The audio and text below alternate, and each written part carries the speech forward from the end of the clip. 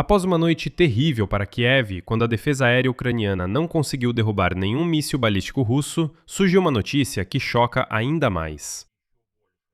Em uma reunião na Casa Branca na semana passada, Donald Trump recusou pessoalmente o pedido de Vladimir Zelensky para fornecer à Ucrânia centenas de mísseis interceptadores adicionais para os sistemas Patriot. O motivo da recusa é justamente aquele déficit que analisamos no episódio anterior. Trump mencionou a falta desses mísseis nos estoques americanos e declarou que eles são necessários para os próprios Estados Unidos protegerem instalações no Oriente Médio e nos países do Golfo Pérsico em meio à guerra com o Irã.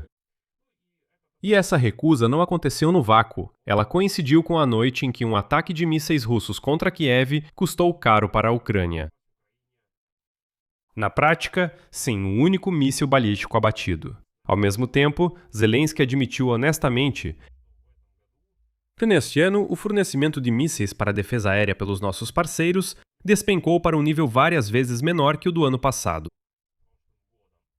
Enquanto isso, a Rússia começou a destruir em massa os depósitos com mercadorias de grandes marketplaces na Ucrânia e, obviamente, está pronta para causar uma verdadeira crise humanitária. Por outro lado, cada vez mais fontes afirmam que as negociações para conceder a licença de produção dos mísseis Patriot na Ucrânia continuam. Ou então, no estágio inicial, a própria Alemanha irá produzir os mísseis para a Ucrânia. Enfim, vamos analisar juntos essa questão complicada. Meu nome é Alexei Pet, vamos começar, mas antes de começarmos, peço que você se inscreva agora mesmo neste canal do YouTube. Clique no botão de inscrever-se. Veja agora se você já está inscrito pessoalmente. Estamos chegando à marca de 300 mil inscritos. Então, vou ficar muito agradecido por cada inscrição sua.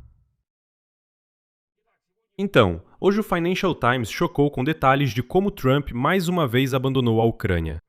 No dia 29 de julho, durante sua visita a Washington, o presidente da Ucrânia, Volodymyr Zelensky, pediu a Donald Trump que entregasse à Ucrânia o chamado pacote de inverno de mísseis interceptadores Patriot. Ou seja, antes do frio, quando os ataques russos à infraestrutura energética costumam aumentar. Zelensky pediu 300 mísseis, ou seja, 100 mísseis para cada mês do inverno. E hoje, a propósito, o especialista militar ucraniano e especialista em comunicações Sergei Flash Beskresnov declarou que o exército russo é capaz de produzir e usar para ataques contra a Ucrânia cerca de uma centena de mísseis balísticos por mês.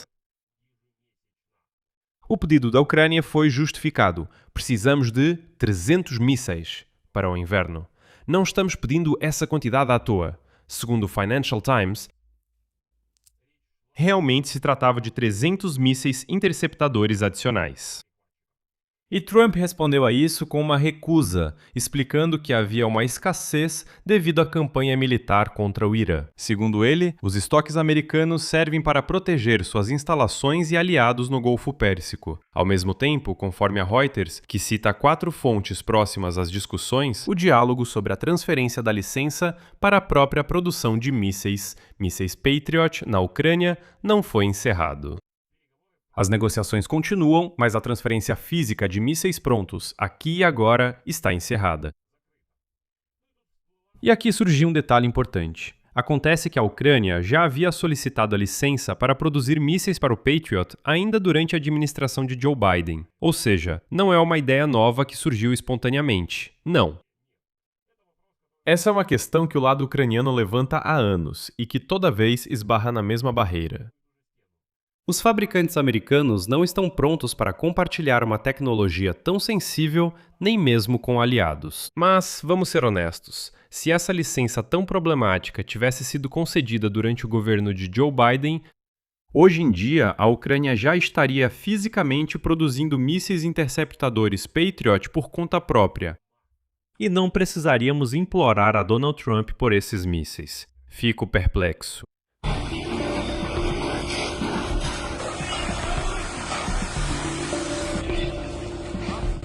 Que calor!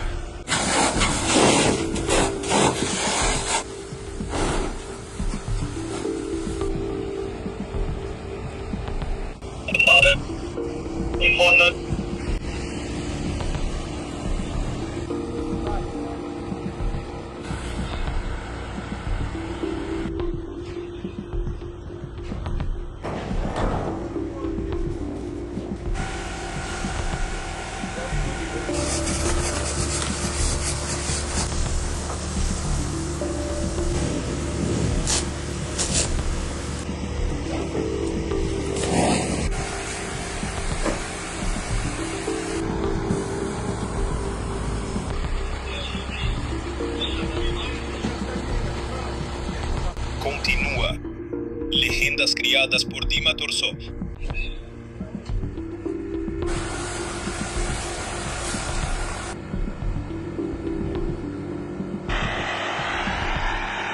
$300, 400.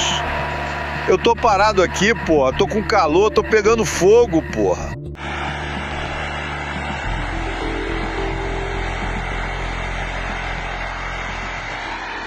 Mas, enquanto isso, na noite de 5 de agosto, os militares russos lançaram pela terceira vez em uma semana um ataque massivo contra Kiev e a região de Kiev. Como resultado do ataque, uma pessoa morreu em Kiev e outras 24 ficaram feridas. No distrito de Obolon, um prédio residencial de vários andares foi atingido e incendiado. Armazéns, prédio de escritórios e outras construções não residenciais também pegaram fogo. No distrito de Desnyansky, em Kiev, um armazém incendiou e estilhaços de míssil caíram perto de um prédio residencial. No distrito de Golosevsky, uma casa particular foi parcialmente destruída e houve um vazamento de amônia devido ao impacto em um prédio não residencial. Infelizmente, havia pessoas sob os escombros. Na região de Kiev, 14 pessoas morreram e 27 ficaram feridas devido aos ataques. A cidade de Brovary e várias aldeias foram atacadas, onde grandes incêndios ocorreram em complexos logísticos e de armazenamento, empresas industriais, estabelecimentos comerciais e outros locais. Além disso, complexos logísticos pegaram fogo no distrito de Bukansk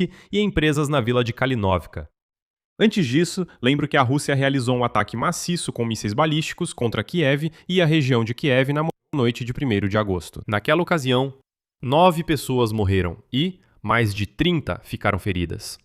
13 edifícios residenciais de vários andares foram danificados, 4 casas particulares, prédios administrativos e não residenciais, um estúdio de cinema, uma loja e vários carros. Um pouco antes, em 30 de julho, como resultado de um ataque de míssil russo em Kiev, uma pessoa morreu e outras 2 ficaram feridas. Na região de Kiev, 5 pessoas ficaram feridas. No mesmo dia, Lviv e o vilarejo de Raduzhno, na região de Dnipropetrovsk, também foram atacados. Em Raduzhno, 5 pessoas morreram. Era uma família inteira, incluindo crianças.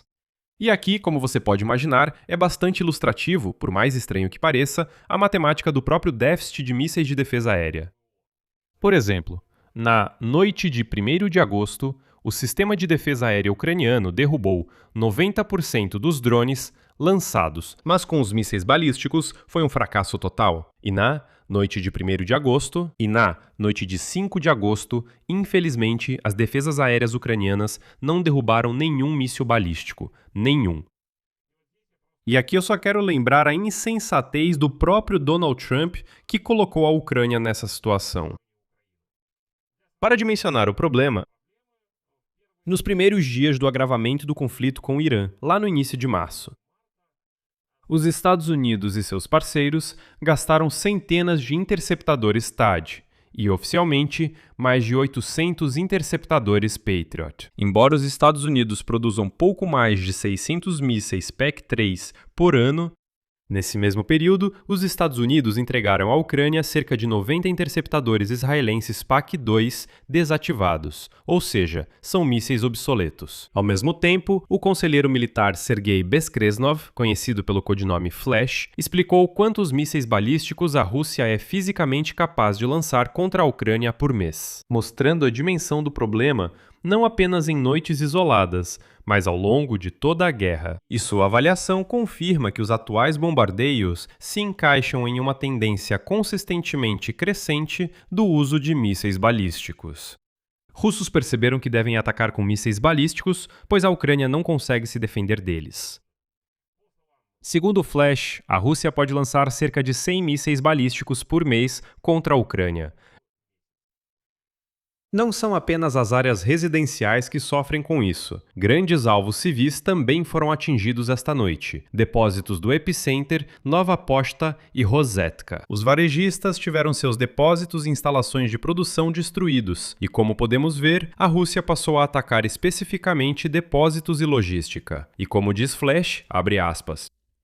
Agora, para os russos, tanto faz o que atacar. Eles estão atingindo depósitos de alimentos e materiais de construção, lojas de varejo, instalações de produção. E, infelizmente, esses ataques vão continuar. Por isso, amigos, acho que já está claro que todos os canais logísticos na Ucrânia precisam ser reorganizados. Ou seja, não deve haver grandes armazéns. Máxima dispersão. Isso já é uma questão de sobrevivência. E, aparentemente, seria só dar à Ucrânia uma licença para produzir o míssil, ela mesma fabricaria esses mísseis interceptores Patriot. E é aí que existem nuances. Hoje, a mídia revelou detalhes da discussão sobre o estabelecimento da produção dos mísseis PEC-3 diretamente em território ucraniano. Ou seja, paralelamente à recusa em fornecer mísseis prontos aqui e agora, continua a conversa sobre isso, para que a Ucrânia, com o tempo, possa produzi-los sozinha. Hoje, segundo a Reuters, as opções em análise incluem a produção de componentes individuais dos mísseis Patriot na Ucrânia, com a montagem final do míssil já sendo feita na Alemanha. A segunda opção é a adesão da Ucrânia ao atual programa americano-europeu de produção dos mísseis interceptores Patriot, ou então dar a Kiev a possibilidade de produzir uma versão mais barata do míssil PAC-3. Como disse antes, tudo bem, vocês não querem compartilhar a super tecnologia do PAC-3, o míssil mais avançado. Então deem a chamada versão de exportação, que é um pouco mais barata e simples, mas ainda consegue interceptar mísseis balísticos. E aí, um representante da administração Trump também declarou que os Estados Unidos estão analisando várias possíveis áreas de cooperação futura na indústria de defesa com a Ucrânia, ressaltando que qualquer acordo deve considerar a proteção das tecnologias americanas. Segundo fontes, a opção considerada mais realista ainda é a produção apenas de componentes na Ucrânia, com a montagem final do míssil já sendo feita na Alemanha. Ao mesmo tempo, mesmo que um acordo seja alcançado, a Ucrânia não conseguirá receber novos mísseis em um futuro próximo. De acordo com as estimativas das fontes, o lançamento de novas linhas de produção geralmente leva no mínimo 3 anos após a assinatura do acordo de licenciamento. Essa é uma história para um futuro distante, mas, como você pode imaginar, mísseis já são necessários hoje. Deixe suas opiniões e conclusões nos comentários deste episódio. Inscreva-se no canal, ative o sininho e não esqueça do like. Se você quiser apoiar o trabalho deste canal do YouTube, pode fazer isso financeiramente com qualquer doação pelos links e dados na descrição deste vídeo. É isso, cuidem-se, tchau a todos.